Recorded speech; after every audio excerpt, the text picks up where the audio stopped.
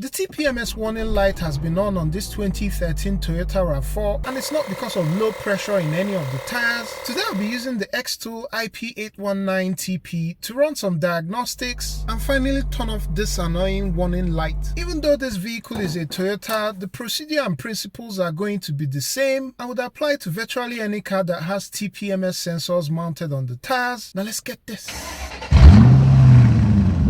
First thing is to go into TPMS and select your car brand. I'm selecting Toyota. It's the RAV4 and it's the 2013 to 2018 model year. I'm going to clear the data from the past diagnosis session. Now let's get the codes in this car. I'll hit diagnostics and it gives us one code. C2124 is showing up as two codes because the tool is displaying the current and the historic variants of the code, and this trouble code simply tells you that the TPMS ECU isn't getting any communication from the TPMS sensors that are mounted on the tires. And so I'll go back to the check menu and try to trigger or read the TPMS sensors directly on the tires. My gut is that given the age of this car, the batteries on the TPMS sensors would have definitely run out. These TPMS sensor batteries typically last anywhere between 5 to 10 years, and since this car was manufactured in 2013, I'm finally not surprised to find that there's no reading from the TPMS sensors. And so off I go to the tire shop. I was planning to change all the tires anyway. The old dead sensors come out, and since OEM sensors cost about $75 a piece, I'm glad I still have the two TS100 universal sensors from xtool. I got these over a year ago as free review samples, and I go ahead to program them to the car. Unfortunately, I forgot to turn on my camera while I was programming these universal sensors to the RAV4, but it's a very easy process, and the footage you're seeing here is from when I was programming these sensors to a Ford almost 2 years ago. The important thing to note is that these sensors have to be programmed before they are fitted on the car. If you don't program them before you fit them on the car, then you have to deflate all the tires, as they have to be programmed when the sensor is reading 0 psi in terms of air pressure. The only difference I would like to point out is that I use the copy by OBD method, which simply copies the tire identification tags from the TPMS ECU and programs them into the xtool universal sensors. These two sensors are going to be going in the tires in the front. For the rear, since I had a capable TPMS device, I just picked up some used sensors, making sure that I only selected those with good battery life.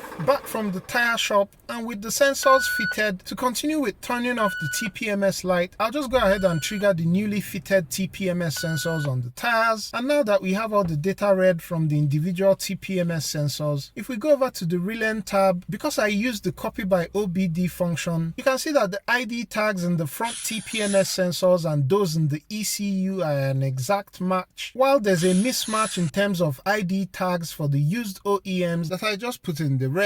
To finally turn off the TPMS light, we'd have to relearn the tire pressure monitoring system. The good thing is that even if you don't have a capable scanner, you can actually use the TPMS reset button, which is here under the steering wheel. While some cars have this TPMS reset button, some other car brands can only be relearned using a scan tool. I'll just go ahead and use the IP819TP since we're already hooked up. I've already inflated the tires to the spec of 32 psi, and as you saw earlier, I already triggered the TPMS sensors following this order suggested by the tool. So what's left is just to click this OBD Relearn. Please confirm whether the spare tire has a TPMS sensor. We don't have that. I'll just click OK, and the Relearn process starts. After a couple of seconds, the tool tells us that the relearn was successful. Note that if the sensor is successfully relearned and the warning light doesn't disappear, you can try to reactivate or just drive the car to clear the TPMS warning light. Well, the good thing is that for me, the TPMS light has gone out. The IP819TP and the TS100 sensors are linked down below. Be sure to check out other videos on the screen if you've loved this, and I'll catch you on the next one.